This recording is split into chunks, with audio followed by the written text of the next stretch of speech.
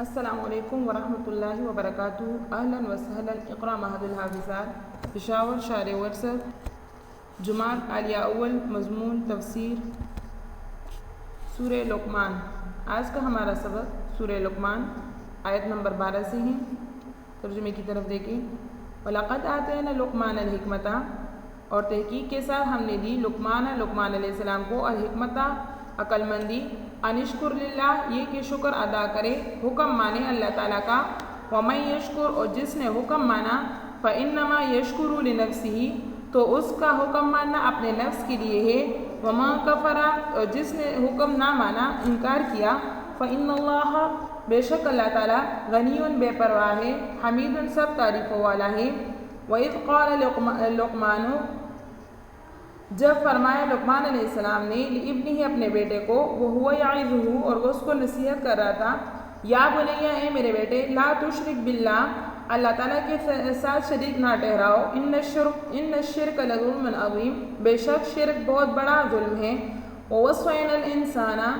ہم نے وصیت کی انسان کو، بوالدیہ اس کے ماں باپ کے بارے میں، حملتہ امہ کہ اٹھایا تھے اس کو اس کی ماں نے، وہنا علی وہن بوجھ پر بوجھ، وفصالہ اور اس کا دودھ چھوڑانا، فی عامین 2 سالوں میں، انشکر لی یہ کہ شکر ادا کرو، حکم مانو میرا، ولوالدیک اور اپنے والدین کا، الی المصیر اور میری طرف تم لوگوں کا لوٹنا ہے۔ وَإِن جَاهَدَاكَ اور اگر وہ کوشش کرے تجھ پر، علی اس بات پر، ان تشرک بی یہ کہ شریک ٹھہراؤ میرے ساتھ، ما لیس لک بہ علم کہ نہیں ہے تیرے پاس اس کا کچھ علم، فلا تطعہما تو ان کی حکم نہ مان اس بات میں، وصاحبہما اور ساتھ دے ان کا، فی الدنیا دنیا میں، معروفاً دستور کے مطابق، واتبع اور تابعداری کر، سبیل اس راستے کی، من اناب الیہ جس کا مجھ طرف جو رجوع کرے میری طرف، ثم الی مرجعکم میری طرف تم لوگوں کا لوٹنا ہے، فانبئکم میں تم کو خبر دوں گا، بما اس بات کی، کنتم تعملون جو تم لوگ کرتے تھے۔ یا بنیا اے میرے بیٹے، انہا بے شک، ان تک مثقال حبۃ اگر ہو، من خردل اگر رائی کے دانے کے برابر بھی ہو کوئی چیز، فتکون فی صخرۃ اور پھر وہ ہو کسی پتھر میں، او فی السماوات یا آسمانوں میں، او فی الارض یا زمین میں، یأت بہا اللہ لا حاضر کرے اس کو اللہ، ان اللہ بے شک اللہ تعالیٰ لطیف خبیر چھپی ہوئی چیزوں پر خبردار ہے۔ یا بنیا اے میرے بیٹے، اقم الصلاۃ نماز قائم کرو، وامر بالمعروف اور امر کرو نیکی کے بات کی، ونہا عن المنکر اور برائی سے روک، واصبر علی ما اصابک اور صبر کر، علی ما اصابک جو تجھے پہنچے، ان ذلک من عزم الامور بے شک یہ ہے ہمت کے کام۔ ان آیات کی تفسیر یہ ہے کہ یہاں پر لقمان علیہ السلام کا ذکر ہوتا ہے۔ وَلَقَدْ آتَيْنَا لُقْمَانَ الْحِكْمَةَ حضرت لقمان علیہ السلام، یہ وہب ابن منبہ رحمہ اللہ کی روایت کے مطابق حضرت ایوب علیہ السلام کے بانجھے تھے، اور مقاتل رحمہ اللہ نے ان کا خالازاد بائی بتلایا ہے، اور تفسیر بیضاوی وغیرہ میں ہے کہ ان کی عمر دراز ہوئی، یہاں تک کہ حضرت داؤد علیہ السلام کا زمانہ پایا۔ یہ بات دوسری روایت سے بھی ثابت ہے کہ لقمان علیہ السلام حضرت داؤد علیہ السلام کے زمانہ میں ہوئے ہیں، اور تفسیر در منصور میں حضرت ابن عباس رضی اللہ تعالیٰ عنہ کی روایت یہ ہے کہ لقمان ایک حبشی غلام تھے اور نجاری کا کام کرتے تھے۔ اب لقمان علیہ السلام کے بارے میں علماء کا اختلاف ہے کہ یہ نبی تھے کہ نہیں یا ولی تھے، تو ابن کثیر نے فرمایا کہ جمہور السلف کا اس پر اتفاق ہے کہ وہ نبی نہیں تھے، صرف حضرت اکرمہ رضی اللہ عنہ سے ان کا نبی ہونا نقل کیا جاتا ہے، مگر اس کی سند بھی ضعیف ہے۔ اور امام بغوی رحمہ اللہ نے فرمایا کہ اس پر اتفاق ہے کہ وہ فقیہ اور حکیم تھے لیکن نبی نہیں تھے۔ ابن کثیر نے فرمایا کہ حضرت قتادہ رضی اللہ عنہ سے ان کے بارے میں ایک عجیب روایت منقول ہوئی ہے کہ اللہ تعالیٰ نے حضرت لقمان علیہ السلام کو اختیار دیا تھا کہ نبوت لے لو یا حکمت، انہوں نے حکمت کو اختیار کر لیا، اور بعض روایت میں ہے کہ ان کو نبوت کا اختیار دیا گیا تھا۔ انہوں نے عرض کیا کہ اگر اس کے قبول کرنے کا حکم ہے تو میرے سر آنکھوں پر، ورنہ مجھے معاف فرما دیا جائے۔ اور حضرت قتادہ رضی اللہ تعالیٰ عنہ سے بھی یہ منقول ہے کہ لقمان علیہ السلام سے کسی نے پوچھا کہ آپ نے حکمت کو نبوت پر کیوں ترجیح دی جبکہ آپ کو دونوں کا اختیار دیا گیا تھا؟ آپ نے فرمایا کہ نبوت بڑی ذمہ داری کا منصب ہے، اگر وہ مجھے بغیر میرے اختیار کے دے دیا جاتا تو وہ اللہ تعالیٰ کی طرف سے ہوتا، اور اللہ تعالیٰ خود اس کی کفالت فرماتے ہیں کہ میں اس کے فرائض ادا کر سکوں، لیکن اگر میں اس کو خود اپنے اختیار سے لے لیتا تو یہ ذمہ داری مجھ پر ہوتی۔ اب جب کہ لقمان علیہ السلام کا نبی نہ ہونا جمہور کے نزدیک مسلم ہے، تو پھر ان کو وہ حکم جو قرآن میں ذکر ہے کہ انشکر لی، تو یہ بذریعہ الہام ہی ہو سکتا ہے جو اولیاء اللہ کو حاصل ہوتا ہے۔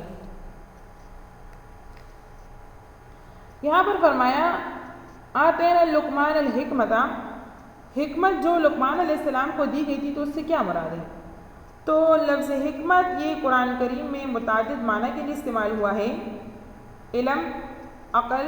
حلم و بردباری، نبوت اور اصابت رائے۔ لیکن ابو حیان نے فرمایا کہ حکمت سے مراد وہ کلام ہے کہ جس سے لوگ نصیحت حاصل کرے اور ان کے دلوں میں مؤثر ہو، اور جس کو لوگ محفوظ کر کے دوسروں تک پہنچائیں۔ اور ابن عباس رضی اللہ عنہ نے فرمایا کہ حکمت سے مراد عقل و فہم اور ذہانت ہے۔ بعض حضرات نے فرمایا کہ علم کے مطابق عمل کرنا یہ حکمت ہے، لیکن حقیقت میں ان میں کوئی تضاد نہیں، یہ سبھی چیزیں حکمت ہی میں داخل ہیں۔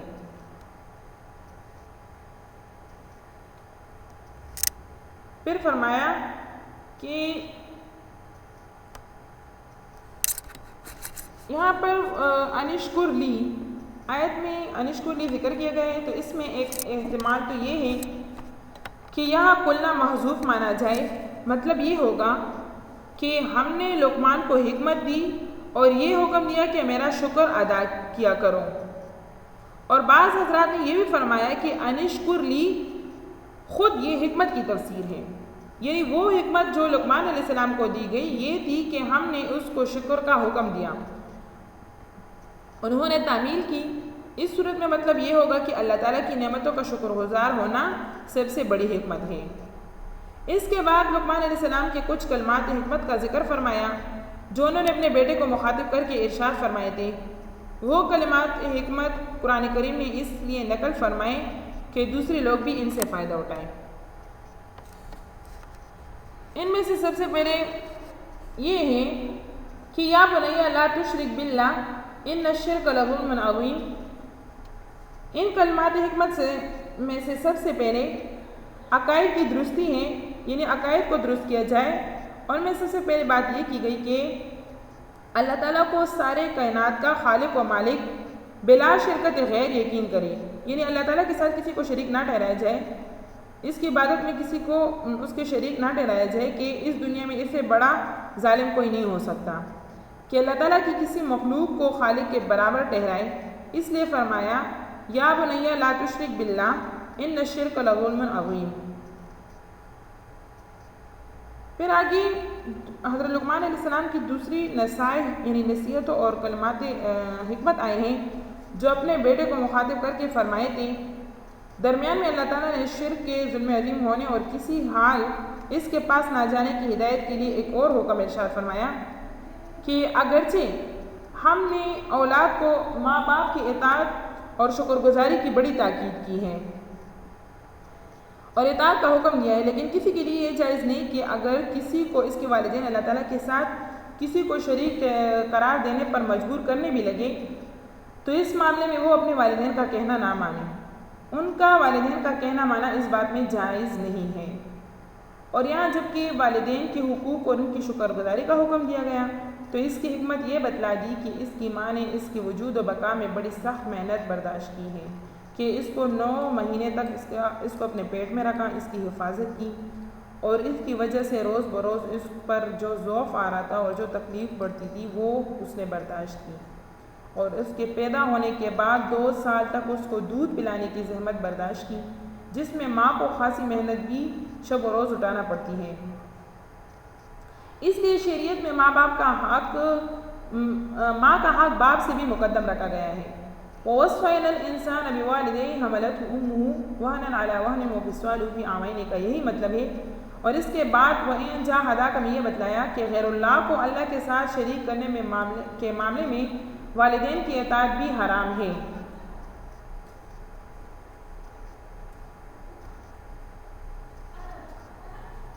صاحبهما فی الدنیا معروفاً، یعنی دین میں تو ان کا کہنا نہ مانو، مگر دنیا کے کاموں میں مثلا ان کی جسمانی خدمت یا مالی اخراجات وغیرہ اس میں کمی نہ ہونے دو، بلکہ دنیاوی معاملات میں اس کے عام دستور کے مطابق معاملہ کرو اور ان کی بے ادبی نہ کرو۔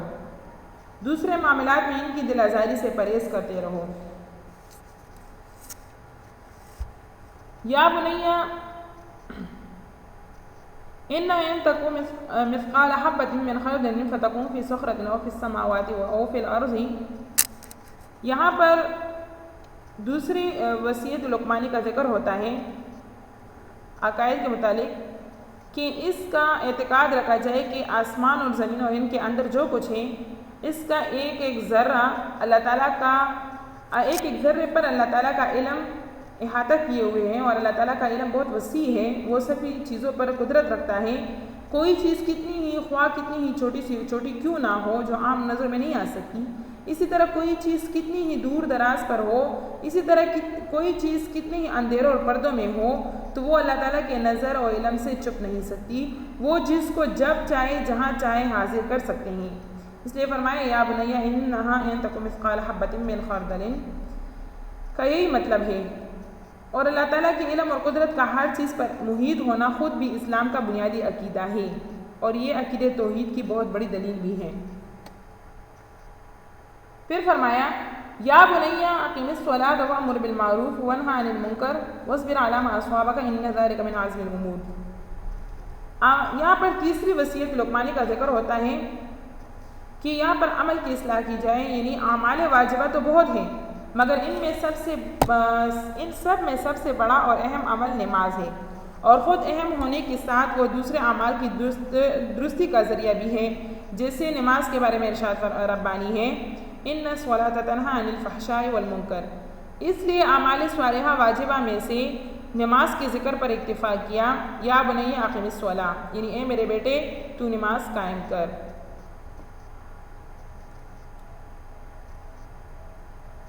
پھر فرمایا وَأَمُرْ بِالْمَعْرُوفِ وَانْهِ عَنِ الْمُنْكَرِ۔ یہاں پر چوتھی وصیت لقمانی کا ذکر ہوتا ہے جو خلق کی اصلاح سے متعلق ہے، یعنی اسلام ایک اجتماعی دین ہے، اور فرد کی اصلاح کے ساتھ جماعت کی اصلاح اس کے نظام کا اہم جز ہے۔ اس لیے نماز جیسے اہم فریضہ کے ساتھ امر بالمعروف و نہی عن المنکر کا فریضہ ذکر فرمایا گیا ہے کہ لوگوں کو نیک کاموں کی طرف دعوت دو اور برے کاموں سے ان کو روکو۔ وَأَمُرْ بِالْمَعْرُوفِ وَانْهِ عَنِ الْمُنْكَرِ، یہ دونوں فریضے ہیں، ایک اپنی اصلاح اور دوسرا عام مخلوق کی اصلاح ہے، اور دونوں ایسے ہیں کہ دونوں کی پابندی میں خاصی مشقت برداشت کرنا پڑتی ہے، اور اس پر ثابت قدم رہنا آسان نہیں ہے۔ تو اس وجہ سے اس لیے اس وصیت کے ساتھ یہ وصیت بھی فرمائی کہ وَاصْبِرْ عَلَىٰ مَا أَصَابَكَ إِنَّ ذَلِكَ مِنْ عَزْمِ الْأُمُورِ، یعنی ان کاموں میں تمہیں جو تکلیف پیش آئے اس پر صبر و استقامت سے کام لے لو۔ وَلَا تُصَعِّرْ خَدَّكَ لِلنَّاسِ وَلَا تَمْشِ فِي الْأَرْضِ مَرَحًا وَلَا تُصَعِّرْ خَدَّكَ لِلنَّاسِ۔ لا تُصَعِّرْ یہ سعارہ سے مشتق ہے، جو اونٹ کی ایک بیماری ہے جس سے اس کی گردن مڑ جاتی ہے، جیسے انسانوں میں لقوہ معروف بیماری ہے جس سے چہرہ یہ ٹیڑھا ہو جاتا ہے۔ مراد اس سے رخ پیر لینا ہے، مطلب یہ ہے کہ لوگوں کی ملاقات اور گفتگو میں ان سے منہ پیر کر گفتگو نہ کرو، جو ان سے اعراض کرنے اور تکبر کرنے کی علامت ہے، اور یہ شریفانہ اخلاق کے بھی خلاف ہے۔ پھر فرمایا وَلَا تَمْشِ فِي الْأَرْضِ مَرَحًا، یعنی مرحا یہ اکڑ کر اترا کر چلنے کے معنی میں ہے۔ معنی یہ ہے کہ زمین کو اللہ تعالیٰ نے سارے عناصر سے پس چیزوں میں سے بنایا ہے، تم اسی سے پیدا ہوئے ہو، اسی پر چلتے پھرتے ہو، اپنی حقیقت کو جانو، اترا کر نہ چلو۔ یہ متکبرین کا طریقہ ہے، اس لیے اس کے بعد فرمایا ان اللہ لا یحب کل مختال فخور، یعنی اللہ تعالیٰ پسند نہیں کرتا کسی متکبر فخر کرنے والے کو۔ پھر فرمایا وَاقْصِدْ فِي مَشْيِكَ وَاغْضُضْ مِنْ صَوْتِكَ، یعنی اپنی چال میں میانہ روی اختیار کرو، نہ بہت دوڑ بھاگ کر چلو کہ وہ مکار کے خلاف ہے۔ حدیث میں ہے کہ چلنے میں خود بہت زیادہ جلدی کرنا مومن کی رونق ضائع کر دیتا ہے، اور اس طرح چلنے میں خود اپنے آپ کو یا کسی دوسرے کو تکلیف بھی پہنچنے کا خطرہ رہتا ہے، ورنہ آہستہ چلو اور نہ ہی بہت آہستہ چلو، جو یا تو ان تکبر کرنے والوں کی عادت ہے جو لوگوں پر اپنا امتیاز جتانا چاہتے ہیں، یا عورتوں کی عادت ہے جو شرم و حیا کی وجہ سے تیز نہیں چلتی، یا پھر بیماروں کی عادت ہے جو اس پر مجبور ہے۔ پہلی صورت میں حرام، دوسری صورت میں بھی اگر عورتوں کی مشابہت پیدا کرنے کی قصد سے ہو تو یہ ناجائز ہے، اور اگر یہ قصد نہ ہو تو پھر مردوں کے لیے ایک عیب ہے۔ اور تیسری صورت میں اللہ کی ناشکری ہے کہ تندرستی کے باوجود بیماروں کی ہیئت بنا لی ہے۔ حضرت عائشہ رضی اللہ عنہ نے کسی شخص کو بہت آہستہ چلتے دیکھا جیسے کہ ابھی مر جائے گا، تو لوگوں سے پوچھا کہ یہ ایسے کیوں چلتا ہے؟ لوگوں نے بتایا کہ یہ قراء میں سے ہے۔ قراء قاری کی جمع ہے، اس زمانے میں قاری کو بھی کہا جاتا تھا جو تلاوت قرآن کی صحت و آداب کے ساتھ قرآن کا عالم بھی ہو، مطلب یہ تھا کہ کوئی بہت بڑا قاری عالم ہے، اس لیے ایسا چلتا ہے۔ اس پر حضرت عائشہ رضی اللہ عنہ نے فرمایا کہ عمر بن خطاب اس سے زیادہ قاری تھے، مگر ان کی عادت یہ تھی کہ جب چلتے تو تیز چلتے تھے۔ مراد وہ تیزی نہیں ہے جس کی ممانعت آئی ہے، بلکہ اس کے بالمقابل تیزی ہے، اور جب وہ کلام کرتے تھے تو اس طرح کرتے کہ لوگ اچھی طرح سن لیں، ایسی پست آواز نہ ہوتی تھی کہ سننے والوں کو دوبارہ پوچھنا پڑے کہ کیا فرمایا۔ وَاغْضُضْ مِنْ صَوْتِكَ، یعنی آواز کو پست کرو، مراد پست کرنے سے یہ ہے کہ ضرورت سے زیادہ بلند آواز نہ نکالو اور شور نہ کرو، جیسے کہ ابھی حضرت فاروق اعظم رضی اللہ تعالیٰ عنہ کے متعلق گزرا کہ کلام ایسا کرتے تھے کہ حاضرین سن لیں، انہیں سننے میں کوئی تکلیف نہ ہو۔ اس کے بعد فرمایا ان انکر الاصوات لصوت الحمیر، یعنی جانوروں چوپائیوں میں سے سب سے زیادہ مکروہ آواز گدھے کی ہے جو بہت شور کرتا ہے۔ تو یہاں پر آداب معاشرت میں 4 چیزیں ذکر کی گئی ہیں۔ اول یہ کہ لوگوں سے گفتگو اور ملاقات میں متکبرانہ انداز سے رخ پھیر کر بات کرنے کی ممانعت آئی ہے، دوسرا یہ کہ زمین پر اتراک کر چلنے کی ممانعت، اور تیسرا یہ کہ درمیانی چال چلنے کی ہدایت، چوتھا یہ کہ بہت زور سے شور مچا کر بولنے کی ممانعت آئی ہے۔ اور حضرت محمد صلی اللہ علیہ وسلم کی عادات اور شمائل میں یہ سب چیزیں جمع کی۔ صدق اللہ العظیم، وآخر دعوانا ان الحمدللہ رب العالمین۔ سبق اچھی طریقے سے یاد کریں اور آگے 2 رکوع کا مطالعہ کریں۔ السلام علیکم ورحمۃ اللہ وبرکاتہ۔